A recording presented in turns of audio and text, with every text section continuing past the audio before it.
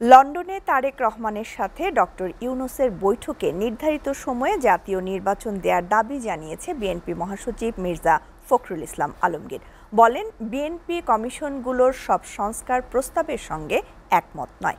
ক্ষমতায় গেলে গুম খুন হওয়া ব্যক্তিদের পরিবারকে পুনর্বাসন করা হবে বলেও জানান বিএনপি মহাসচিব। আব্দুল আহাদের প্রতিবেদন। রাজধানীর গুলশানে আমরা বিএনপি পরিবার ও মায়ের ডাকের যৌথ উদ্যোগে আয়োজিত হয় গণতান্ত্রিক পথযাত্রায় শিশু শীর্ষক পদযাত্রা ও শহীদ পরিবারের সম্মাননা অনুষ্ঠানের। ঢাকা মেডিকেলে ভর্তি করে দেন তারা গল্প সাজায় যে আমি অ্যাক্সিডেন্ট করছি, তারপর আমার বাবাকে ডেকে এনে দেন আমার বাবাকে তারা অ্যারেস্ট করে। আমরা দীর্ঘ 10 বছর ধরে অনেক নির্যাতন সহ্য করে আসছি। আমি এখন আসলে দুঃখজনক এটা যে আমার এখন সরকারের ওপর কোনো আশা আমাদের নাই। এই সময় বিএনপি মহাসচিব মির্জা ফখরুল ইসলাম আলমগীর জানান, মানুষের নিরাপত্তা দিতে না পারলে কোনো সংস্কার কাজে আসবে না। সার্বিক উন্নয়নে না আসে, আমাদের এই শিশুদের ভবিষ্যৎকে নির্মাণ করতে সাহায্য না করে, তাদেরকে একটা নিরাপদ সিকিউর জীবন দিতে না পারে, তারা সেই সংস্কার কোনো কাজে আসবে বলে আমি মনে করি না।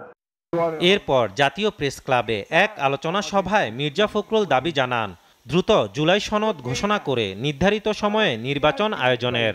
যারা এখনো ইভিএমে ভোট দিতে পারে না, বোঝে না ঠিক মতো, যার ফলে ইভিএমে ভোট দেয় না, তার পিআর বুঝবে কি করে? এই চিন্তা ভাবনা থেকে দূরে সরে যেতে হবে। এই দেশের মানুষ যেটাতে অভ্যস্ত সেই ভোটের ব্যবস্থা করেন। বাইরে থেকে এসে বসে বা কাউকে আপনার নতুন নতুন চিন্তা ভাবনা দিয়ে কিন্তু দেশের সমস্যার সমাধান করা যাবে না।